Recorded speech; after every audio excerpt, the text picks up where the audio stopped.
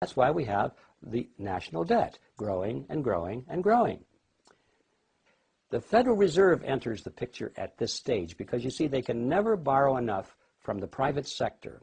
There's never enough existing money out there for the politicians to borrow. So what do? They go to the Federal Reserve System, and by agreement, remember this is their partner now, the Federal Reserve System agrees literally to create the money that they're going to lend to the government. It's not really a lending at all, as you can see, but they use the old traditional words of lending it to the government, when in fact all they're doing is just printing it for the government. They're creating it for the government, and then they call it a loan. Of course, they don't print it all because most of it's checkbook money, but nevertheless, the process is the same as if they had just turned on the printing presses and printed all this money and gave it to the federal government. So now, once the Federal Reserve System creates this money out of nothing, literally, it's fresh money into the society, into the economy, and that's how the money supply keeps growing and growing and growing. What about the banking partner? What's in it for them? I come in and I give the bank, say, 100 ounces of gold, and the bank offers me some interest payment on that. They're going to pay me 3% interest.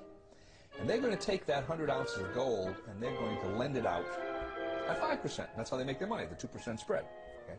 Now that's fine so far, because I know that gold is in there, it's being loaned out, and someday, now I'm getting 2% interest, and someday I can ask for that principal back. It might be 6 months, it might be a year, whatever it is. Where the trick comes into this is the bank says, not only are we going to lend that money out, but we're going to allow you, Mr. Depositor, to draw on that money right now.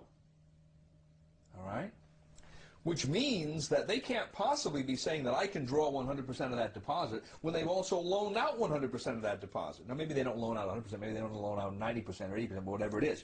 And that's the fractional reserve concept. They don't have enough reserves to pay out all of these obligations that they've made, especially with respect to paper currency, because usually that's the way it worked. Now, why do they do this? Well, they do this because they make money.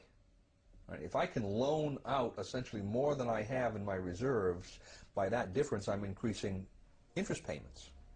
So the bankers are beneficiaries of this, and obviously the first lender, the person that receives that money, is a beneficiary because he's getting money they wouldn't have gotten otherwise, even though he has to pay interest on it.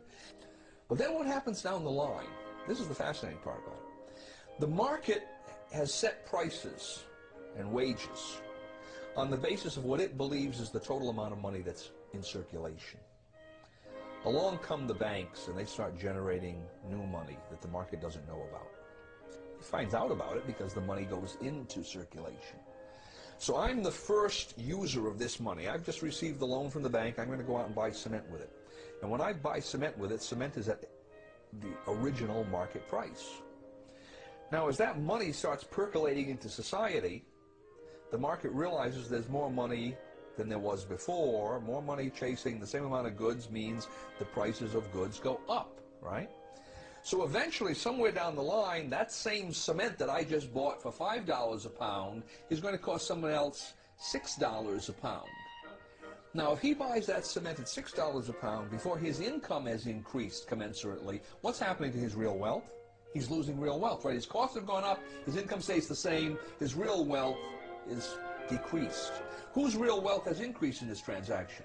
Mine and the bank's, because we got the full value of the money right at the beginning. So this system transfers wealth. Somehow, you can't exactly follow it, but the principle is there. It transfers wealth from society to the creators of money.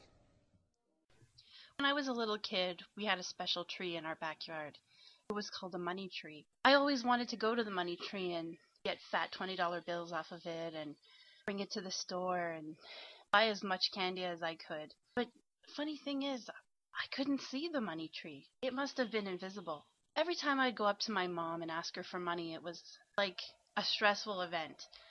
And she would sometimes say to me, "Sure, if you want some money, go in the backyard and get it off the money tree." And my older sister would snicker in the background, and I would be confused because I couldn't see the money tree. But if my mom said it was there, then it must have been there, and I thought that was a cool thing, having a money tree in our backyard and all. Well, I found a way to get what I wanted. I found out that my sister kept leaves from the money tree up in her room, which is a room that we shared together. She kept it in an old mug, bills and bills and bills, but I didn't think she'd notice if I took a couple of those bills from her old mug and used those to buy things from the store.